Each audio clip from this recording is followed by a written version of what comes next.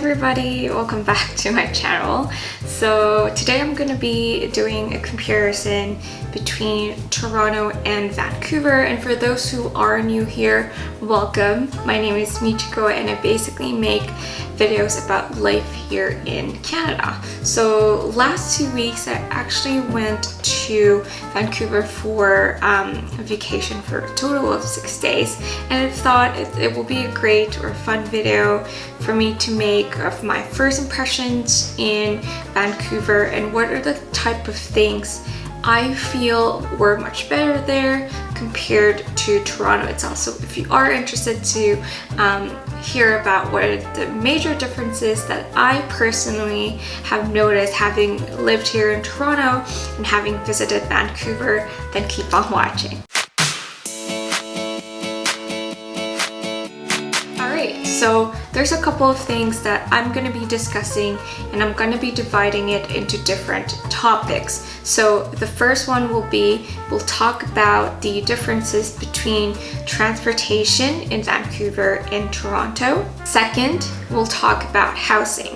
So 2 parts in that. I'll touch upon the rent costs and also if you are looking to buy a property within Vancouver and Toronto. We'll also talk about weather, which is pretty much a big deal for some people, especially for me. We'll talk about cost of living, and also we'll talk about career opportunities between the 2 cities. And lastly, I'll talk about a lifestyle. So let's go ahead and get started.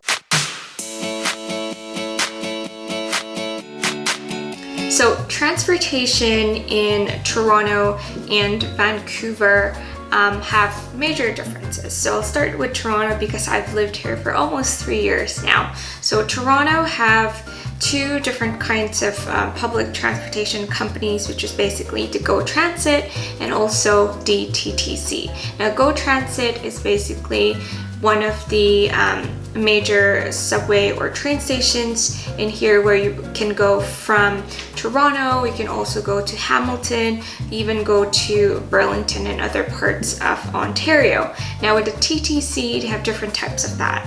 They have the subway, they also have the streetcar, which I personally love, and also the public buses. Now in Vancouver, there is Translink, which basically owns the C-Bus that you can take wherever in Vancouver. They also have the SkyTrain, which I absolutely love. I'll talk about that a little bit later on. And of course, they also have the public buses. Now, the difference between Toronto and Vancouver.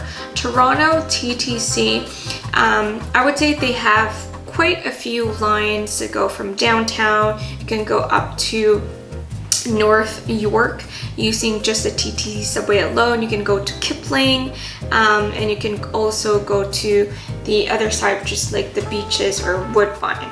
Now, what I've noticed between TTC compared to Vancouver is that TTC subway station or even the buses are quite filthy. Now, this is just my own opinion. Please don't bash me in the comments below, but I just find that it's not really managed properly in terms of cleaning the subway, or I'm not sure what that is. In terms of where it spans, I think it has a great coverage. It could be better, but you can basically go from downtown, North York, and you have the buses and streetcars anyway. Now, compared to Vancouver, which I told you, they have the C-Bus, they have the public buses, and they have the SkyTrain. Now, SkyTrain is absolutely clean. First time that I visited on their first day, I was actually quite shocked on how clean the SkyTrain is. Now, the con of the SkyTrain is that it can be, or it is smaller compared to, of course, the subway here in TTC, but I'll take that because it is cleaner.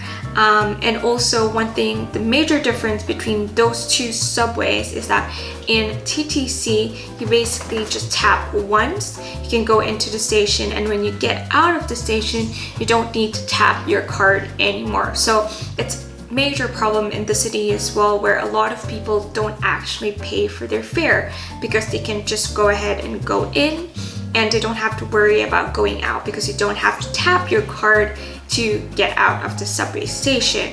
Now in Vancouver, I feel it's much better because you tap in when you go into the subway station. You also tap out when you get out of the subway station. So I think in that case, it's kind of fair game because you basically pay properly, and when you get out, you can't get out if you have not enough funds in your card. So those are just some of the major differences that I think is much better in Vancouver. Next, in terms of modes of payment, in TTC you basically get the Presto card. In Vancouver you get what they call the Compass card, which is reloadable as well.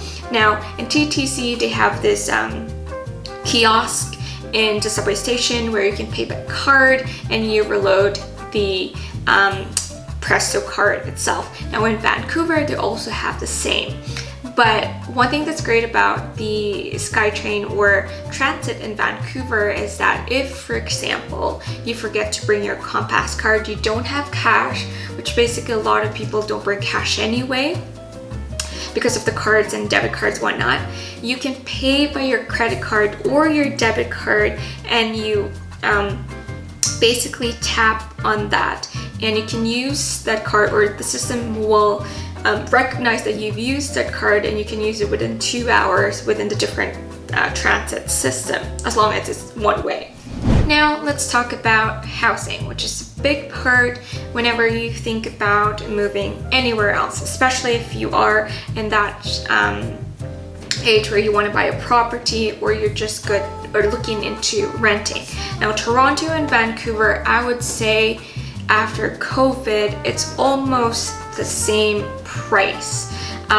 Toronto downtown studio apartment, it ranges from 1,600 downtown core and above.